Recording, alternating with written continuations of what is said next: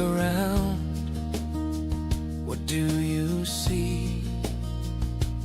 Different faces, you and me. But underneath, it's all the same. We share the sun, we share the rain. From the mansion to the street, every heart beats the same. Rich or poor, we're all just souls playing different roles. We're all part of the human race. Every color, every place. When we're cut deep, we all bleed red. Same tears fall, same dreams we've shared. We're the human family, standing strong when we believe in each other, hand in hand. Together we can make a difference.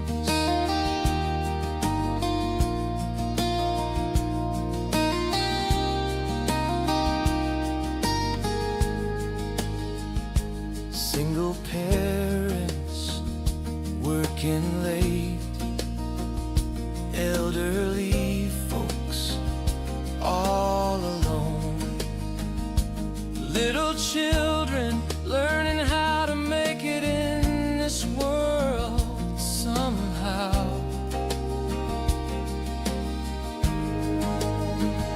So much darkness all around, but hope inside us can still be found. When someone's lost, we light the way and turn their night into day. We're all part of the human race. Every color, every place cut us deep, and we all bleed red. Same tears fall, same prayers said. We're the human family, standing strong when we believe in each other, hand in hand. Together we can make a stand. The world can be so cold and hard.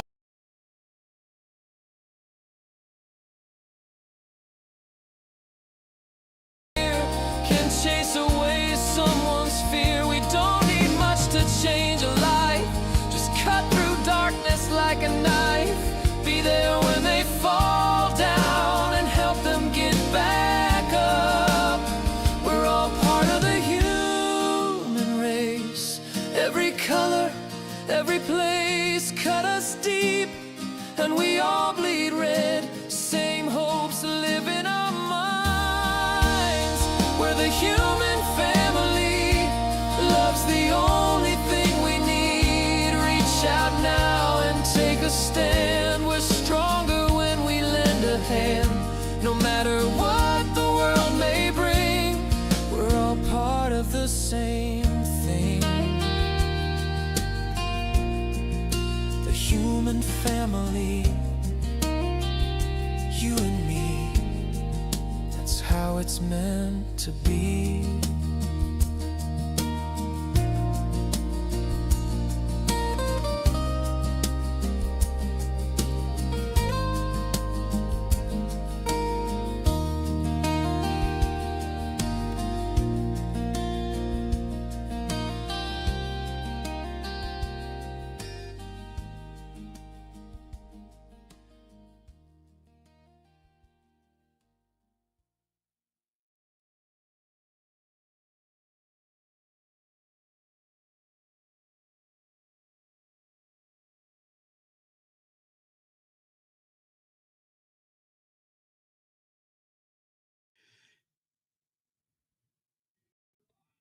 Okay, everybody. I'm so glad to see you all. Doc is having sound issues.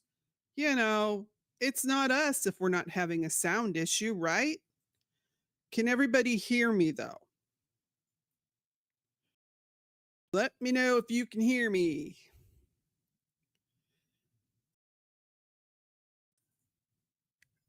Can you hear me? Yay. Okay.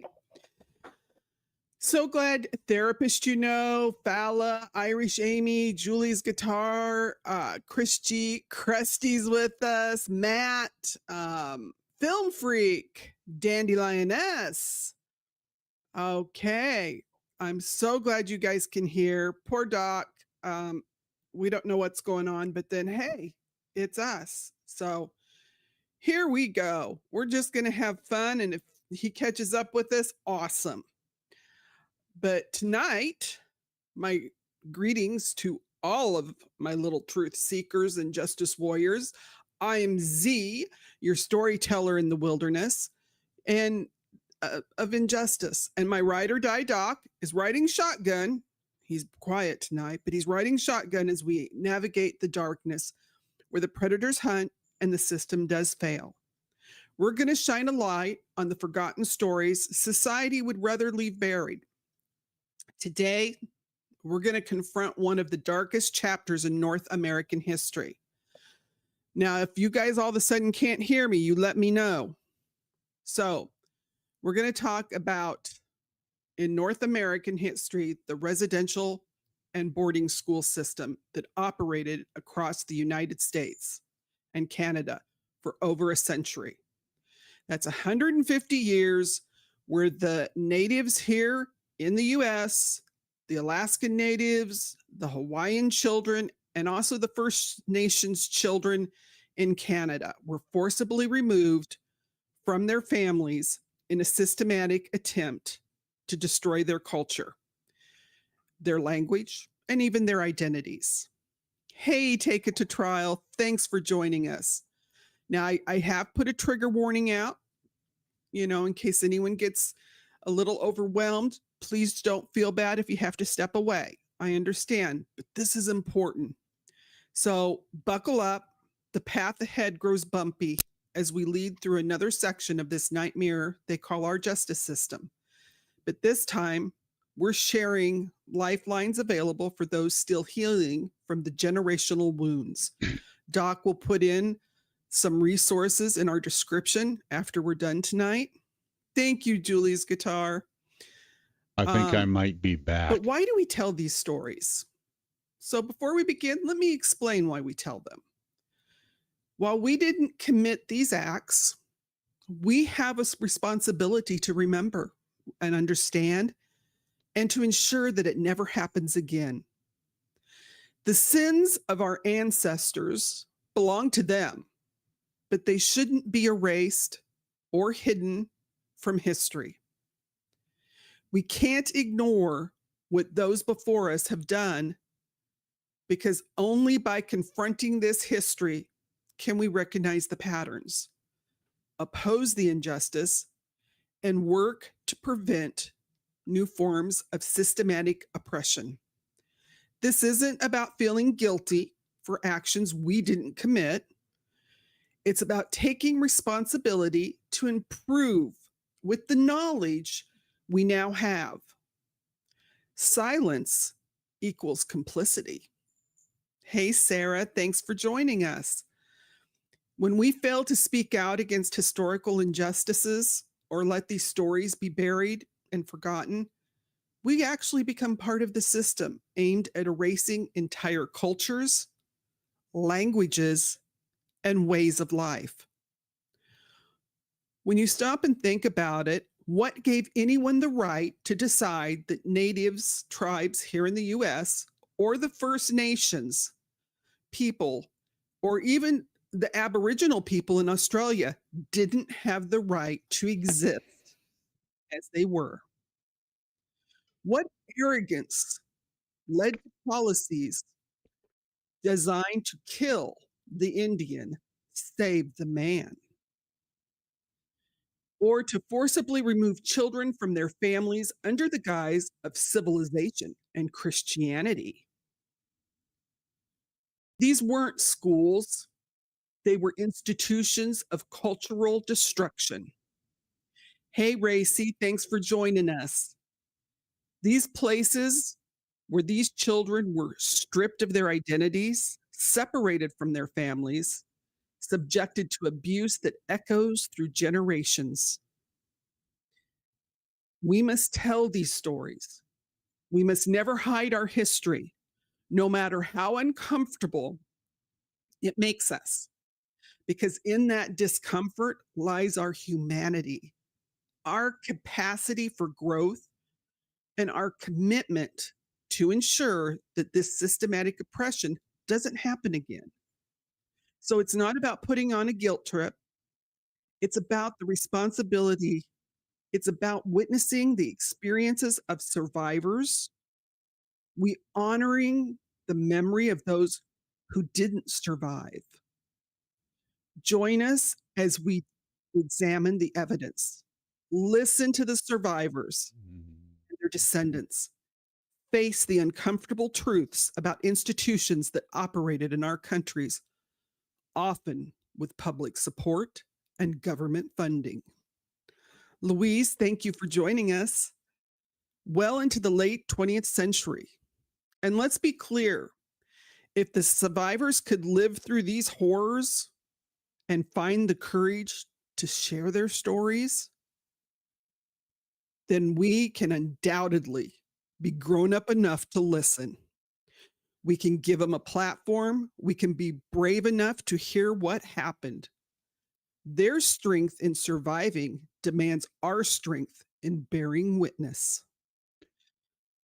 So, whether you're Black, white, Native, Asian, Hispanic, or from any other background, stand tall. We don't need to hang our heads in shame, but we can stand tall and say, never again. We are all part of the human family. And because this is our history, all of it, we owe it to the future generations to get it right. And we can't let people go into the schools and the museums and eliminate the parts of history they don't want to talk about because someone might get their feelings hurt. So let's start, first of all, with the architect of this whole school system.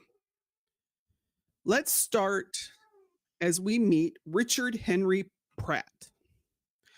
And from now on, we're just going to call him Pratt because I don't like him. He was a Civil War veteran who became the superintendent of the Carlisle Indian Industrial School in Pennsylvania in 1879. The Pratt didn't hide his intention. He was brutally honest about what he wanted to achieve. Pratt had previously experimented with civilizing Native and Indigenous people while guarding the Indigenous prisoners of war in Florida. Now, did you get that? He experimented on them. He took what he learned from that experience and he made a school on the grounds of former military barracks because these facilities were never supposed to be a school. This was an army barracks, but they were built as prison camps. Okay. So next, this was his motto: kill the Indian, save the man. Just let that sink in. In 1892, he delivered a speech entitled The Advantage of Mingling Indians with Whites. The audacity. He wrote, "A great general has said that only a good Indian is a dead one. In a sense, I agree with the sentiment, but only in this, that all the Indian there is in the race should be dead, but kill the Indian in him and save the man." And he thought that was what? I mean, this man is just a horrendous person. He thought that was honorable. Doc, you're here. Oh, yeah. So the Pratt literally advocated for the complete destruction of the Indigenous identity, their culture, and the community bonds. He continued to make our greatest mistake in feeding our civilization to the Indians instead of feeding the Indians to our civilization. The Pratt wasn't operating alone, you guys. He had the full support of the federal government and the influential officials who saw his work as a solution to that Indian problem. The Commissioner of Indian Affairs later wrote, John Oberly, "It is cheaper to give them education than to kill them." Now, isn't he a winner? Look at that picture that's up right now. Look how majestic Beautiful. he looks, and then they cut his hair, and it's just They changed criminal. his identity. It is criminal. Sleuthy sweetheart, glad you joined us. Can you guys hear Doc? Let us know, because hopefully he is participating.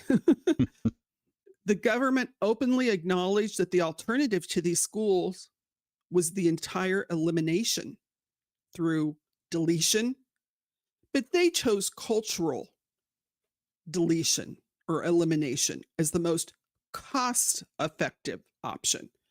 Doc, Film Freak, says they can hear you loud and clear. Stormy, we're glad you're here to join us. Oh.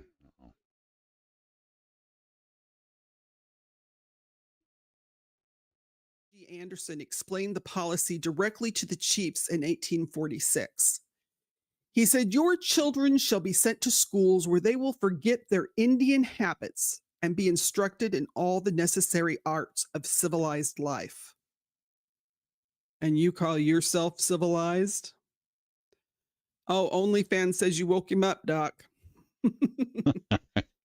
President Ulysses S. Grant established the peace policy in 1869, directly stating, "The proper treatment of the original occupants of this land, the Indians, is one deserving of careful study.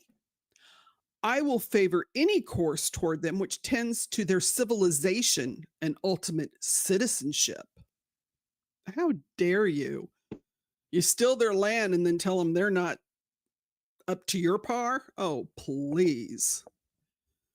But the civilization meant complete cultural annihilation.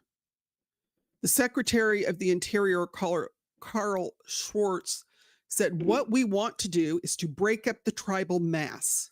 It's a shame and a scandal that such a thing as a tribe should be permitted to exist in the United States in the 19th century." Boy, don't you want him as your next door neighbor. Mm-hmm. The Commissioner of Indian Affairs, Thomas Jefferson Morgan, stated in 1889, "The Indians must conform to the white man's ways, peaceably if they will, forcibly if they must. They must adjust themselves to their environment and conform their mode of living substantially to our civilization." Think about that language.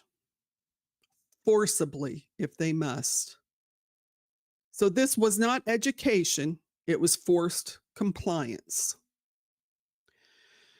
The churches weren't innocent bystanders, you guys. They were eager partners in this system.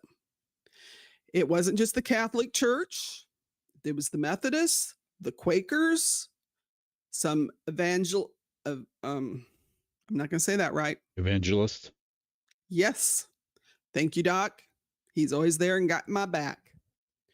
Miranda, glad you joined us.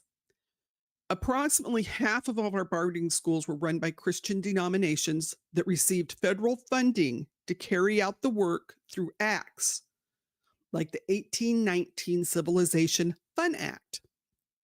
This Fund Act authorized federal funding for religious groups, stating its purpose was to support the efforts of religious groups and interested individuals willing to live among and teach Indians. But the definition of civilizing was clear: stripping traditions, customs from native people, and transforming them into Christian farmers or laborers. These had been hunters and gatherers, and they were going to turn them into farmers or laborers. When questioned in 1947 by a parliamentary committee about their allowing Indians to choose their own schools, a superintendent replied with stunning arrogance, It is hardly possible, I think, to have Indians pronounce themselves on matters of this kind. You must remember we're dealing with a very primitive race. They're Primitive to talking, who? yeah, they're talking about a culture that was community based, that looked out for their people. They looked out for the women, the children, the fatherless. They weren't primitive. This wasn't a case of ignorance or misguided charity.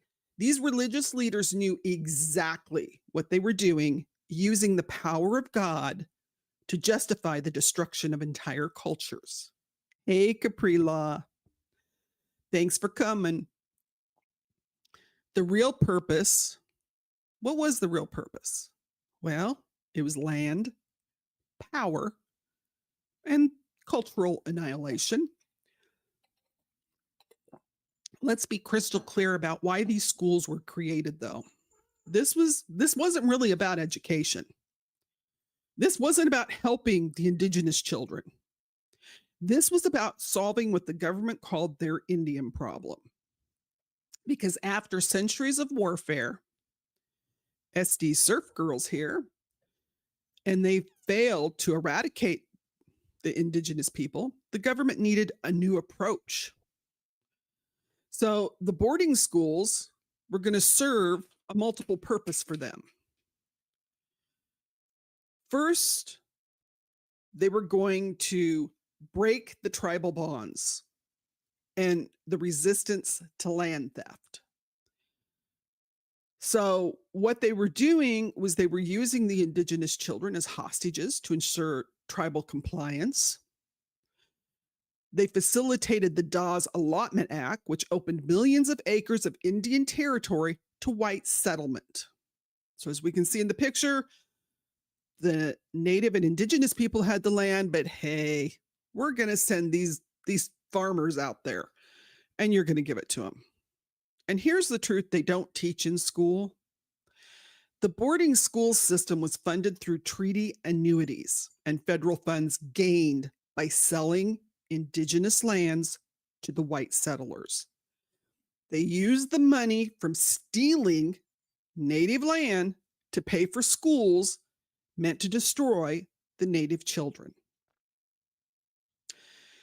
General William Sherman's approach to the Indian problem included the strategy, kill every buffalo you can. Every buffalo dead is an Indian gone. Why was that? Because we know the native and indigenous people used the buffalo for everything. It wasn't just a food source. They used it for their teepees, their clothing. They used every part of the buffalo.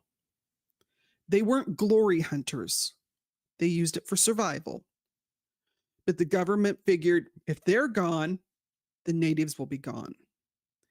So they simultaneously were starving the indigenous people by destroying their food source, and then they decided to steal their children to kill the culture.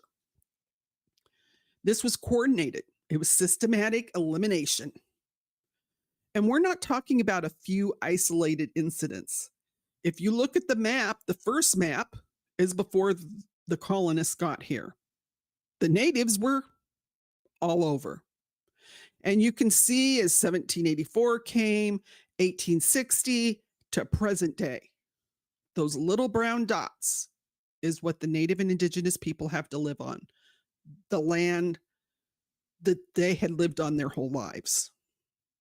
So I want you to really look at that picture and think about it. Whenever you hear people say, oh, well, we give them free land. No, you stole land and you give them a minute piece of land. And usually it's land you don't want, because anytime there was land that they wanted, because maybe they found something desirable on the land, such as oil or gold. Yeah, the yellow metal. Yeah, that changed everything. Lazy River, thanks for joining us. And Miranda, so they would just push the natives away. So, and this wasn't just the policy here. It went across to Canada because Canada followed the U.S.'s example in setting up residential schools.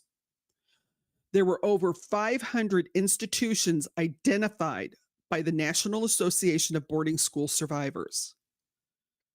More than 3,100 documented student deaths between 1828 and 1970. 3 times what the government's official count was. By 1926, nearly 83% of Indian school-aged children were put into boarding schools or residential schools. We're not going to call them boarding schools because that implies something else. Allegedly speaking, thanks for joining us. In Canada, they had 140 federally run asylums, really, operating from 1831 to 1996. Thanks, Miranda, Thank for you, subbing Miranda. to us. That's great. Thank you. Over 150,000 children were forced through this system. Canada's Truth and Reconciliation Commission heard from more than 6,500 witnesses. This map shows the 2 countries and how many residential schools there were all over. You can see they were in Hawaii, they were everywhere. By 1926, more than 80% of the Indigenous children were attending these institutions. This was systematic, coordinated cultural destruction on a massive scale. And these institutions operated like prisoner of war camps, you guys. Children as young as 4 were forcibly removed from families. Subject to the parents weren't given a choice, because if they dared take their own children and try to run with them, then they were told, once they were caught, which they would catch them, they would take their food rations that they were giving them because they had destroyed their food source. They would take the rations away and take the children anyway. Now, what happened the minute a child showed up at a residential school? Well, they would either put them in the shower or a tub and scrub them while telling them they were dirty, disgusting savages. I want you to think about that. These are starting at 4 years old, telling these little girls and little boys these horrid things. So immediately then they would cut their hair. Boy or girl, did not matter. The hair was cut immediately, violating their spiritual beliefs, because their hair represented their strength. And it meant so much. They even chopped the little girl's hair. They would wash them with those terrible, if you saw it, these terrible brushes. They would put kerosene on them. They would put, I think the chemical, is it DTE? They would put that on their hair and make them sleep overnight with it in there in case they had bugs. I mean, these people were just evil. I mean, there's not enough words to describe the evilness of these people. Next, their clothing was confiscated. Any traditional clothing that they came in was taken. It wasn't returned to their families. It was burned. They got rid of it. Their names, they took those too. Because just like in a prison, they gave them numbers.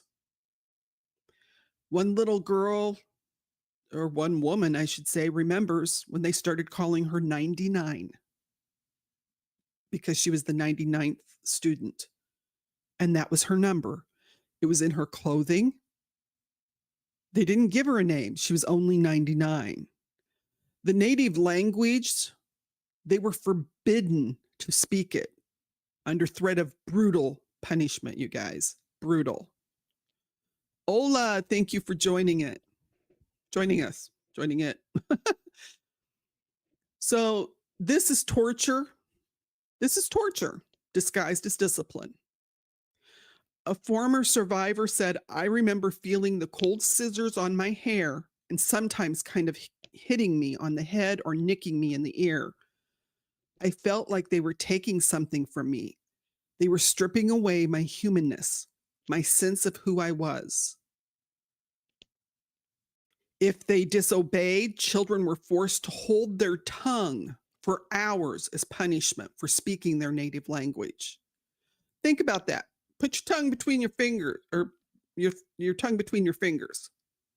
And they would have to stand there for hours holding it.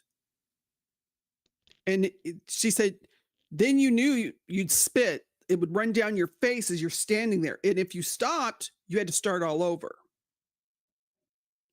At times, the children had to face what they called the gauntlet, where they were forced to run naked down lines of other students who beat them with belts.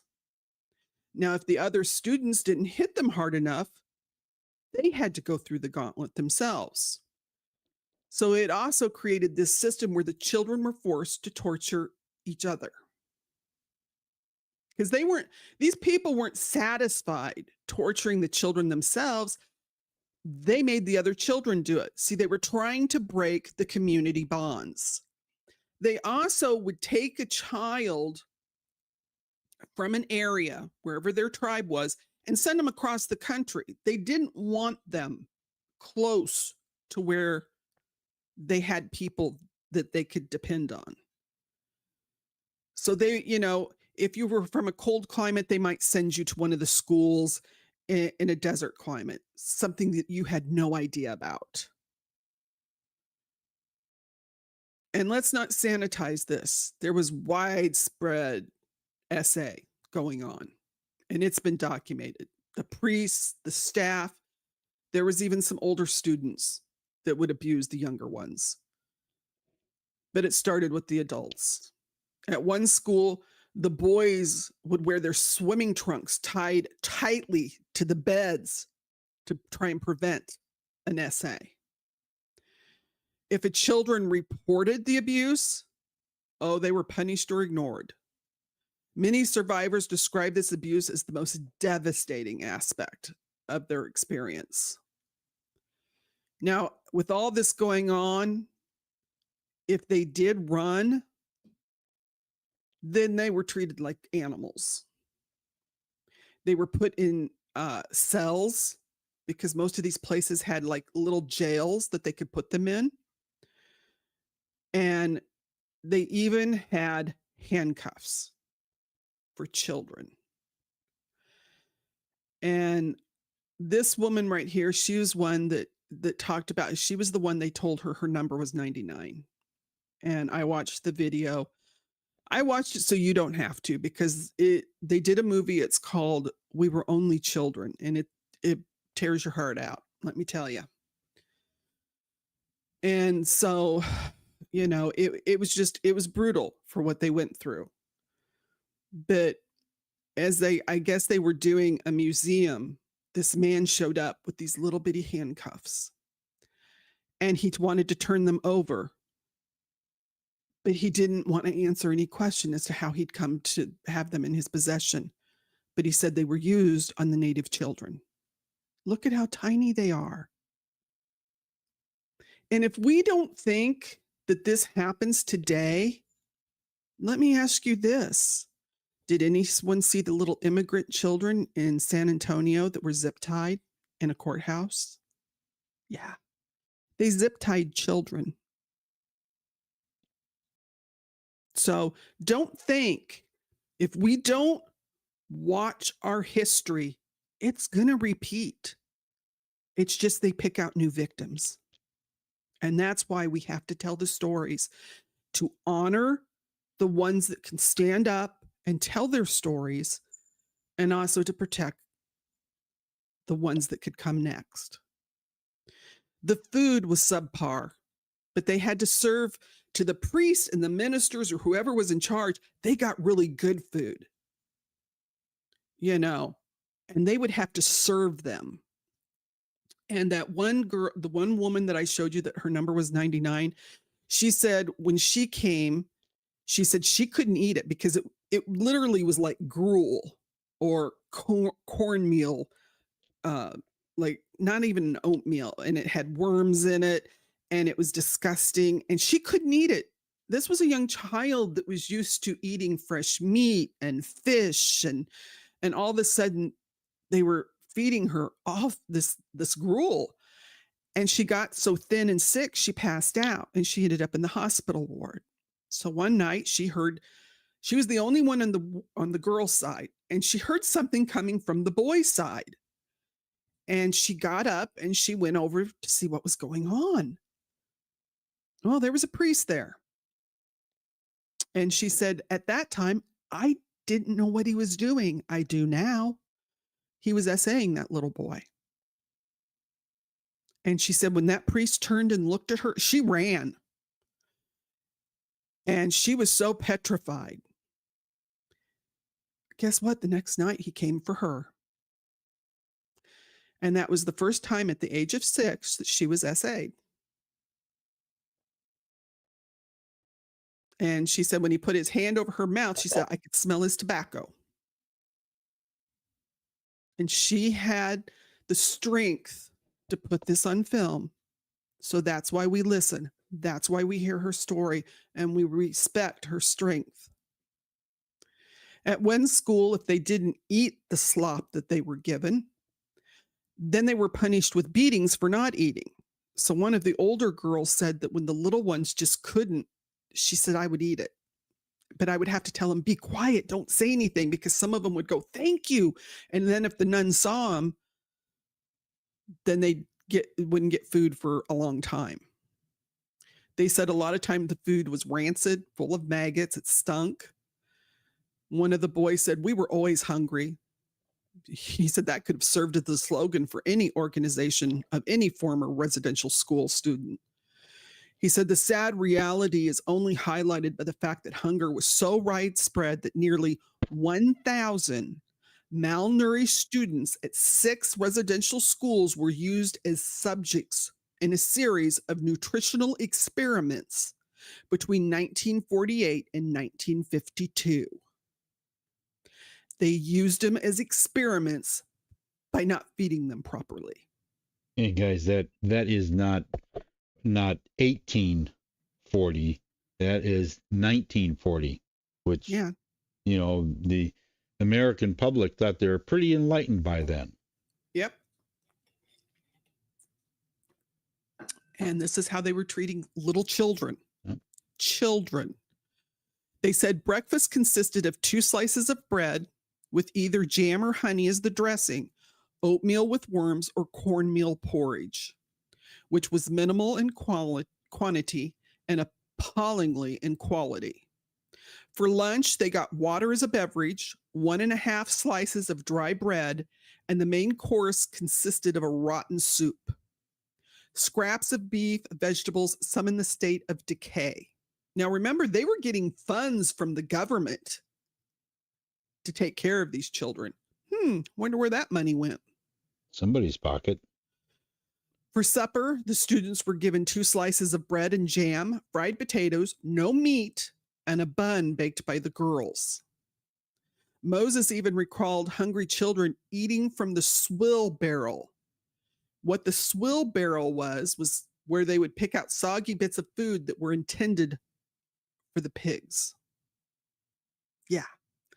The parts that they thought were too bad to feed the children would go in the swill barrel for the pigs on the farm, which they weren't getting any meat. So who was eating the pigs? We know it was the people running the place. And also another thing that you need to know is here they were training these girls to clean house and, you know, to take care of a house. They were also renting them out like slave labor, and the boys too. Hey, semi-sharp. So don't think that it's just, oh, well, we were giving them training. No, you were using them as slave labor, and you were getting paid by people to use these children. Now, these schools, they were death camps, you guys. Washington Post investigated, and they found 3,100 plus documented deaths. Over 800 students are buried in cemeteries at or near schools. Now, the children died from disease, malnutrition, abuse, and attempting to escape. Canada has got ground penetrating radar, and they were able to detect evidence of over 2,300 children in an unmarked grave. Many more sites haven't even been searched. The Truth and Reconciliation Commission documented over 4,130 deaths. They acknowledge that this number will increase. Will we ever know the real number, given that a lot of the files have been lost or destroyed, some of them deliberately? They don't want the truth to come out, and that's what governments do. When they don't want us to have answers, they start destroying documents, changing history. And that's why we have to stand up and say, no, we're going to hear what has to be said. We're going to hear the stories while they can still give us the stories, because they're still here. And here's something that the architects didn't anticipate, though. The Indigenous children found ways to preserve their culture within the system designed to destroy them. At schools like Sherman Indian High School in California, something unexpected happened. Students from different tribes, including the Hopi, Pima, Apache, and Navajo, met each other for the first time. As one student remembered, she arrived thinking Pimas, and I'm hoping I'm pronouncing it right. If I am not, I do apologize, were the only Indians, but discovered the rich diversity of Native American. So they brought them together. Students organized their own tribal clubs where they secretly practiced their traditional dances and ceremonies. The older students would teach the younger ones cultural practices, ensuring traditions survived despite those institutional policies. This created what the historians called intertribal pan-Indian relationships, connections between tribes that strengthened rather than weakened the Indigenous identity. However, we must be absolutely clear. The fact that some Indigenous people found ways to survive and create a community within the institution, it doesn't validate the system. This resilience is a testament to the strength of the Indigenous and Native peoples, not evidence that the boarding schools were beneficial. As one survivor noted, he said with devastating clarity, the residential school system is how actually very successful. How many kids never returned home? How many children that may have had their languages, their cultures, their traditions, ceremonies, don't have it when they left there? I think that they were very effective in doing what they were doing. And these pictures here of the cemetery, these are headstones with no names, because remember, they took their names. They were numbers, and they didn't even bother writing the number on there. Isn't that sweet? These were some very evil people. This is Eugene Ridgely Jr. He is now an Arapaho language and cultural teacher, and he was a survivor. The trauma from these schools doesn't end with the survivors.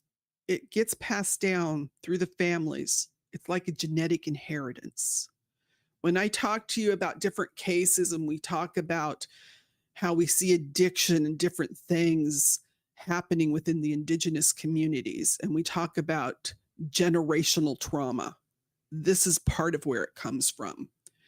Because when you tear children away from their families at the age of 4, 5, and 6, those are critical years when they should be learning how to love, how to be loved, how to form healthy relationships.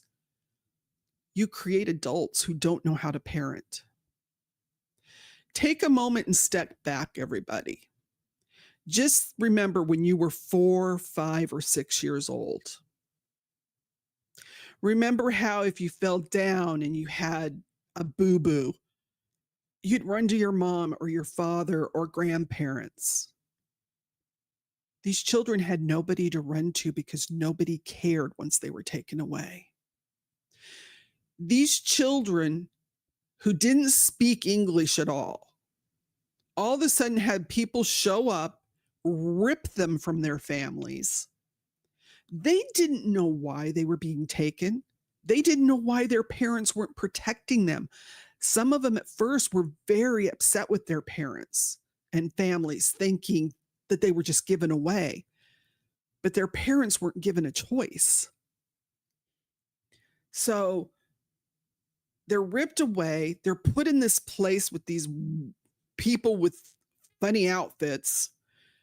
They tell you you can't speak your language. They scrub you raw, cut your hair, put you in some really terrible clothes that don't feel good.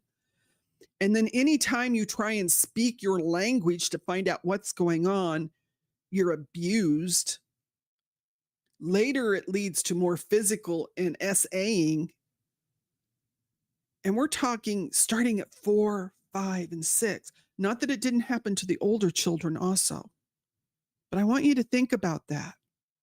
Look at your children. Look at your grandchildren. Think if that happened to them. What if all of a sudden they said, everyone that's Italian, I'm sorry, we're taking your children away from you because Italians shouldn't have the right to have children. Or we're taking all the Polish children. We're taking all of the Mexican children. We think it can't happen? Think about it. Oh, it happens. And, don't think that it can't, regardless of where on earth you're living. So even right here. Yeah. Just opine on that for a while. One of the survivors explained it with heartbreaking clarity. He said, when I had my own children, I could relate to them until they turned 8, because that was the age I was when I first went to the residential school. He said, I left when I was 18. So my own children, I couldn't be an effective parent for them while they were in that age group themselves. So think about that. This man could only parent his kids up to the age that he was when he was taken away from his parents. Beyond that, he had no model, no knowledge of what a healthy family relationship looked like. Another survivor described the emotional devastation. He says, right up to 1980, I didn't know what love was. I thought going to bed with a woman was a sign of love. I didn't know what my grandma knew, what my mother never knew, what I didn't know. So just think about that. That's why we say it's generational trauma, because these kids are being raised by people that had no idea how to have family bonds, because that was one of the things they were into breaking. There are tribes that were matriarchal, where the women were kind of had a voice, got to make decisions. Well, of course, once some of these ministers and priests got a hold of them, they were like, you don't listen to women. You don't listen to your mothers, your aunties, your grandmother. And that's why you see some of these young men that are so confused and don't know how to treat women. So this cycle of separation, Beverly Sellers described how separation extended through generations. You were separated from your grandparents. You were separated from your parents. You were separated from your brothers, your sisters, and later, when you had kids, your kids were taken from you. It tore everybody apart. So the first ones that went into those early years in the 1879, when they got older and had children, their children were ripped away. And then the next generation, their kids were ripped away. See how that just, it snowballed. And when children experience systematic physical, SA, and emotional abuse, and they're isolated from everything they know and love, when they're told their identity is evil and they're dirty and savage and they should be destroyed, that trauma doesn't disappear, you guys. When they become an adult, it's not like, oh, okay, now I know the truth and It's okay. Because you take a 4-year-old and you start telling him those or her those kind of things. What is the mindset? What happens mentally? Think of if you talk to your child or grandchild that way, how it would destroy them. And on many of the reservations or the reserves, as they say in Canada, within that community, they're raised by everybody. That was the culture. They had aunties and uncles and grandparents, and it was a beautiful thing that got destroyed. And that's why we see the addictions. One survivor shared, a lot of my friends, well, a lot of them died. Alcohol-related deaths when they got out of school. He said, I came close to doing that. He said, when a lot of us left, we turned to alcohol. And there was a point in my life, it became a real problem for me. And that's Glenn up in the corner then, who's now since passed away when he was telling his story. The same survivor, he described a breaking point. He said, I was going to delete myself. I went up the hill. I had my rifle, but my 2 oldest children followed me. I was going to pull the trigger. But what stopped him was he realized that if he did, my children would be orphans. I said, I'll never think of doing that again because I love my children so much that I didn't want them to go through it. He said, I went through being an orphan. And he was the one that he had begged the priest to let him go home. And so finally the priest told him, I'm going to let you go home for the weekend. And he was so excited. He packed his bags. He told all of his friends at the school, I'll bring you things from home. I'll bring you some food. And he was so excited. And he got his suitcase and he followed the priest out.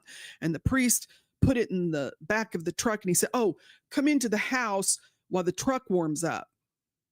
Then he proceeded to lock the child down in the basement in a room. Eventually, after I think it was more than a week, one of the nuns found out and she went to let him out.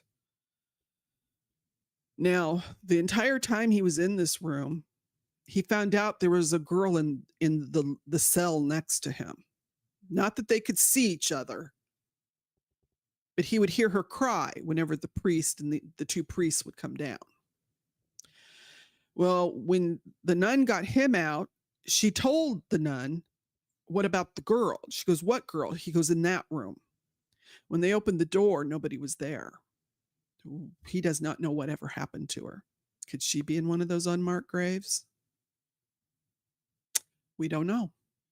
And that's the thing. We don't know how many children lost their lives because of the records that were destroyed. Hey, LaDonna. LaDonna is here. Thank you, Capri.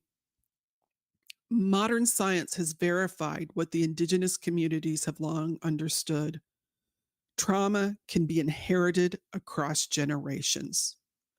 Dr. Maria Yellowhorse Braveheart describes historical trauma as the cumulative emotional and psychological wounding over one's lifetime and from generation to generation, following loss of lives, land, and vital aspects of culture. There are still many of the young people that are still trying to learn their culture, their language, so it doesn't get lost. The statistics are devastating. American Indian and natives and indigenous people, I hate to say American Indian, after what they've done to these children, and Alaskan Native children experienced PTSD at the same rate as veterans that returned from Iraq and Afghanistan, 3 times the rate of the population. Self-deletion is the second leading cause for Native youths aged 15 to 24, 2.5 times the national rate. And that's why we see so many of these young ones that run away. The indigenous children are still removed from their families to this day and put into foster care at higher rates than any other ethnic group. And you know why? Because they're trying to say that, oh, they're poor families, so let's take their kids. And we're supposed to have laws here in the States that they're not supposed to be able to put Native children in regular foster care. They're supposed to stay with the Native families or within the tribe. But they're trying to fight this in the Supreme Court so that they can take more of the Native and Indigenous children. Simi Sharp, that is awesome. I would try, but I have a hard enough time pronouncing people's names. Sorry, you guys all see me. I try really, really hard, but I don't think I would ever get it. But I'm proud of you and your family. That is very cool. The continuing crisis here is what makes this even more tragic. The removal of Indigenous children continues today while the boarding schools officially have ended. The foster care system took their place. By the 1960s, about 1 in 4 Native children were living apart. 1960s, living apart from their families. Today, the Indigenous children comprise.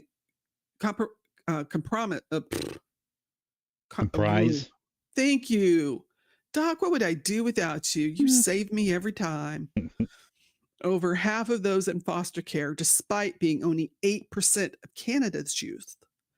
As Christine McLeave explains, today the government is still taking our children.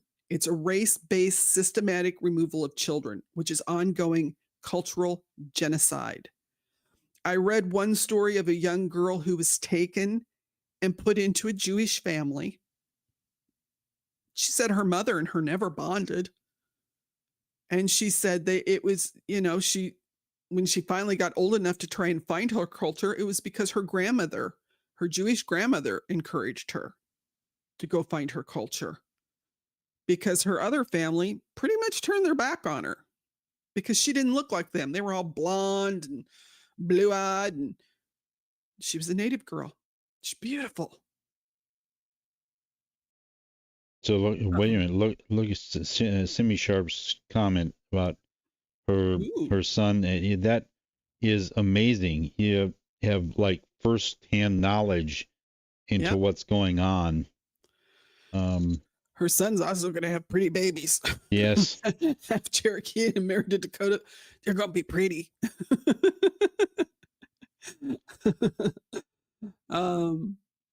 But when the people who were supposed to protect you, like teachers, clergy, government officials, are the ones who abuse you, it really creates a fundamental inability to trust.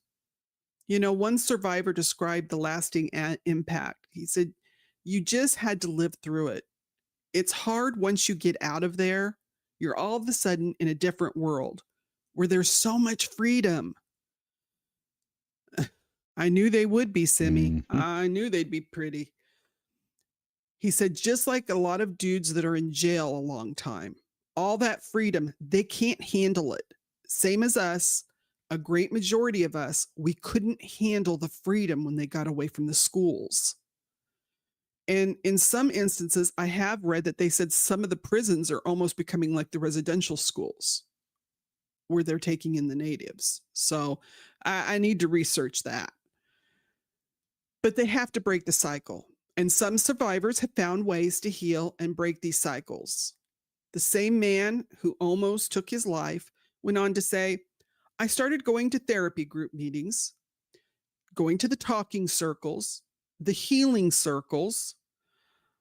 I was able to let go of so much of my stuff that I had carried around with me all of this time. And it was a relief to know that I didn't have to carry it with me. So it was his Native culture that helped him. The sweat lodges, his community, that was what he needed.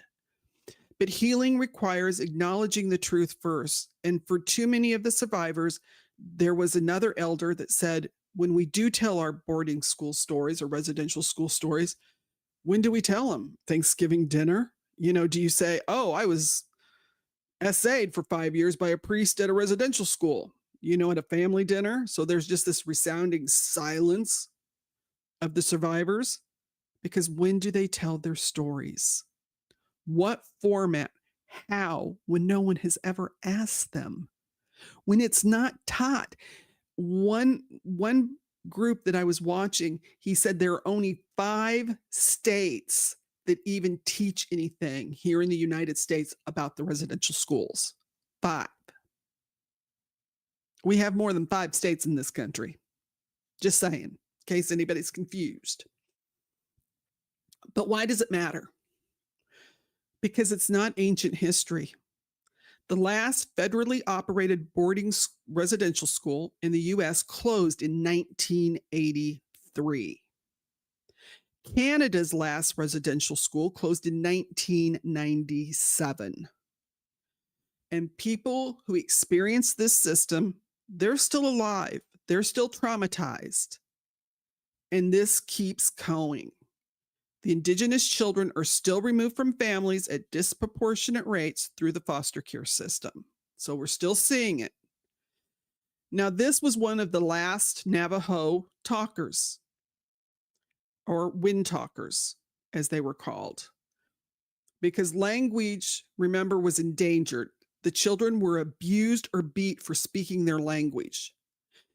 But during the war, when they were trying to come up with something, they went knocking on a residential school saying, "Can we have some young men that speak Navajo?" How dare they? I mean, really. How dare they? These boys were beat for speaking their language, but you know what? Man, we can use them. Can they talk Navajo?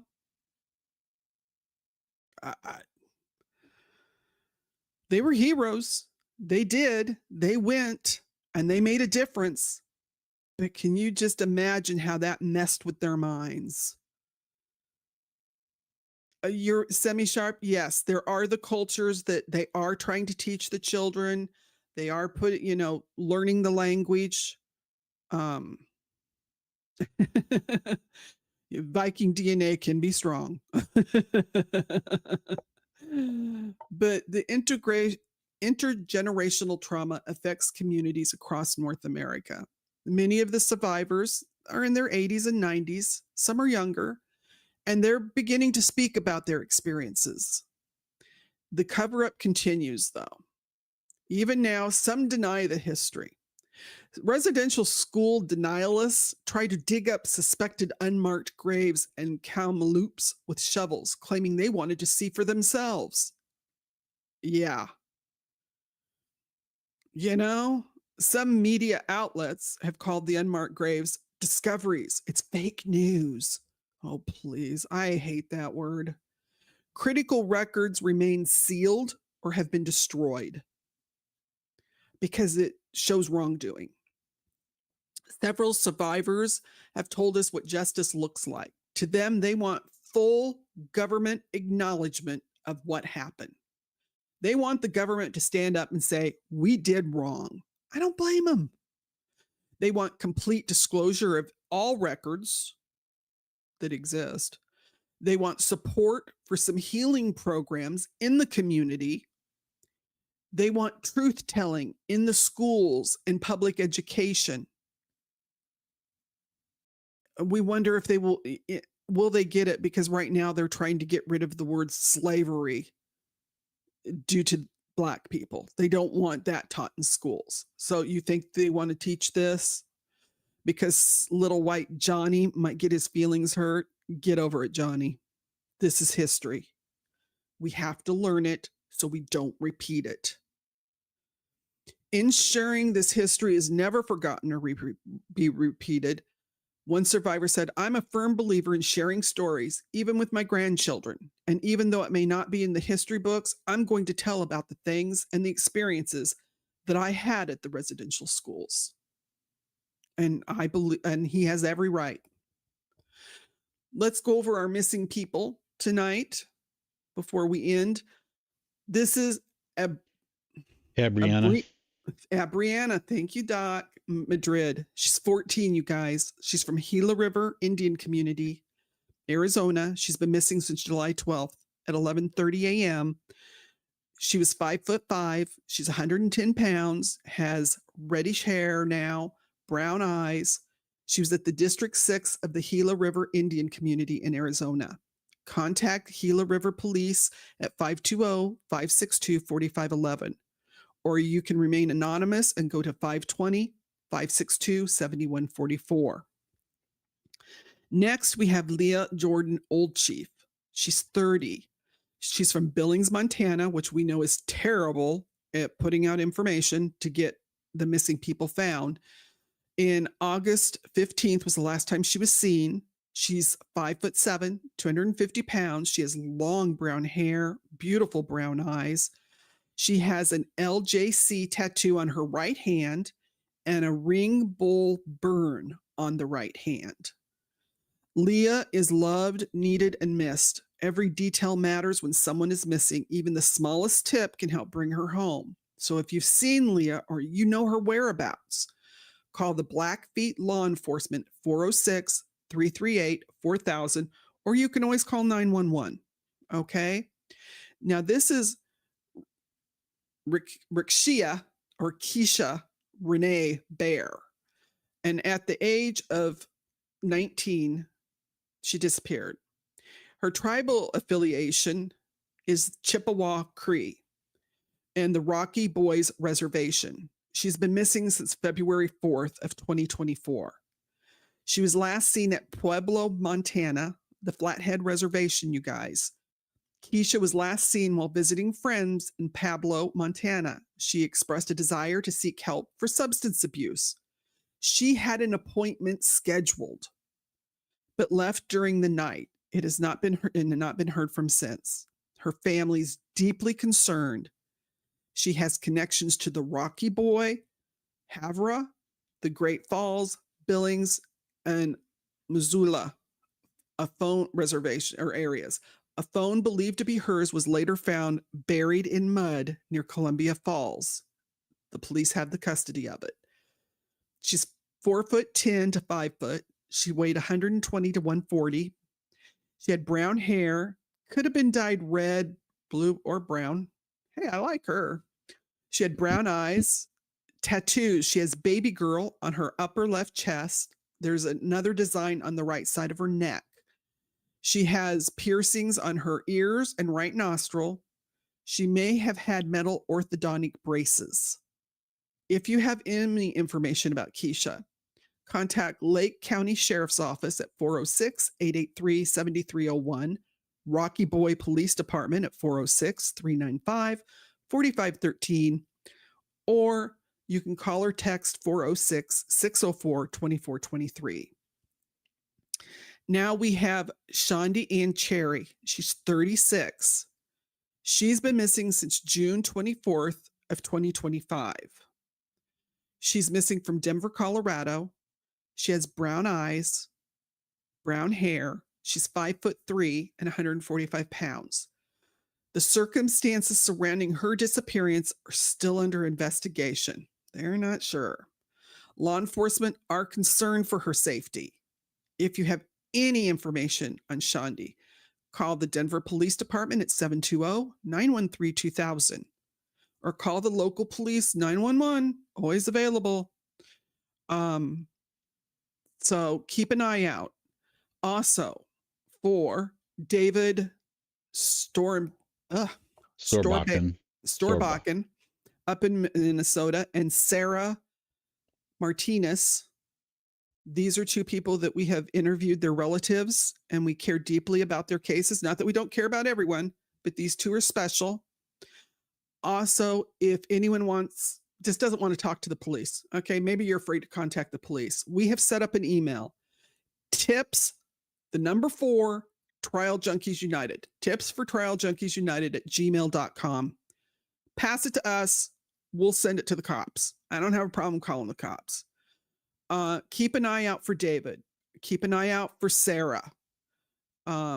She's from Fort Worth. He was up in Minneapolis Minnesota when he disappeared. David's sister has put together a $1,000 reward. Sarah's is, I think, up to $10,000 for her. We want to keep them on our radar.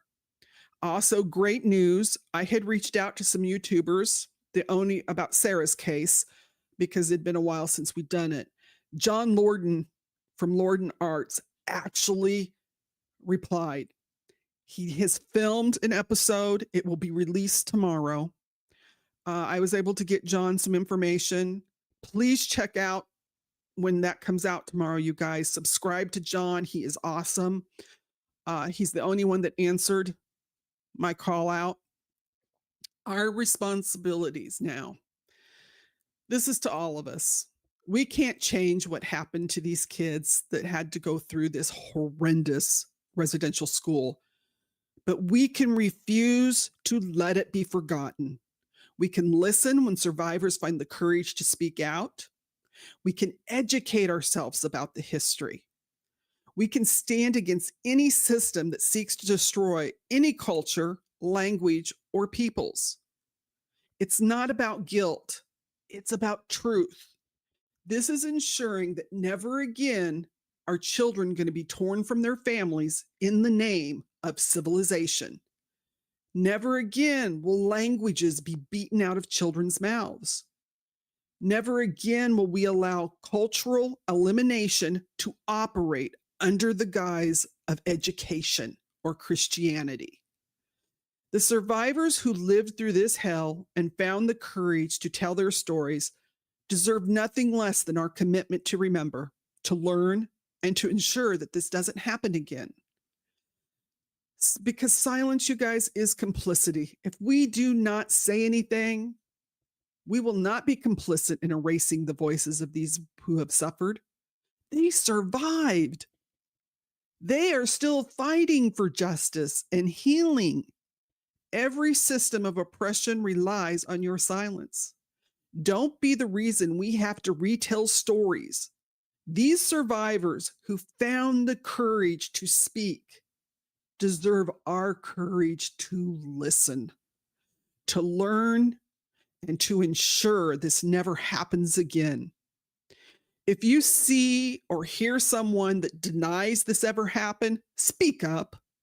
If you see curriculum in your child's school that whitewashes this atrocities, demand the truth be told. If you encounter policies that continue to separate Indigenous children from their families, call it out for what it is. It is a cultural elimination or genocide. The children who died in these schools, they deserve better. The survivors who carry the trauma deserve our commitment to the truth. The future generations deserve our promise that we're not going to allow systems like this to operate in our name again. So share this information about not just our missing people, but the story we told tonight. We're going to post the missing people on our Facebook group and our Discord server. Please come join us on both. Remember to put the phone down when you're in public. Be aware. Look for people that are missing, that could be trafficked. You could save someone's life. We're putting crisis support resources in our description for those who have been through the residential school system or had family that did and are dealing with trauma. I want you all to have a great night, and thank you for choosing us to spend time with. You can buy us a coffee if you're able, as a way to appreciate what we're doing. Please share, like, leave a comment, even if it's after Doc and YouTube do their mojo on the back end, because it helps get the message out. Give the best mods on the planet, Irish Amy and Fala, a round of applause and some love. If you have a story that you want us to tell, let us know. This is Z. I'm your storyteller. And Doc, my ride or die. Until next time, I want you to stay informed, stay vigilant, and never let history repeat itself. Our motto, silence is betrayal. Hashtag that puppy. Please remember and use it. I want to say goodnight to all my trial junkies, my truth seekers, and justice warriors out there. We appreciate you so much as we build our community, and check out our Facebook and Discord. Trial or Justice Seekers Discord has also been put out there because they've been a huge supporter.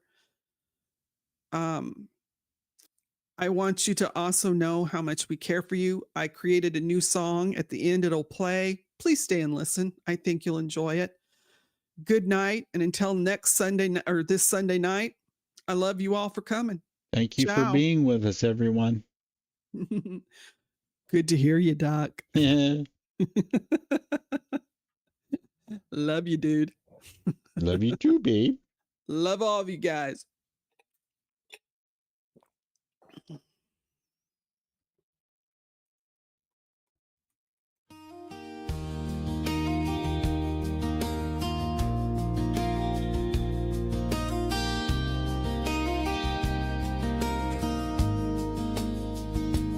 Look around, what do you see? Different faces, you and me. But underneath, it's all the same. We share the sun, we share the rain. From the mansion to the street, every heart beats the same. Rich or poor, we're all just souls playing different roles. We're all part of the human race. Every color, every place. When we're cut deep, we all bleed red.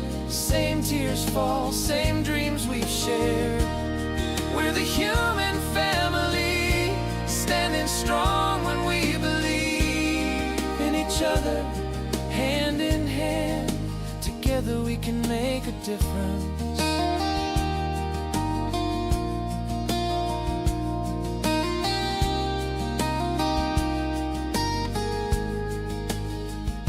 Single parents working late, elderly folks all alone, little children learning how to make it in this world somehow.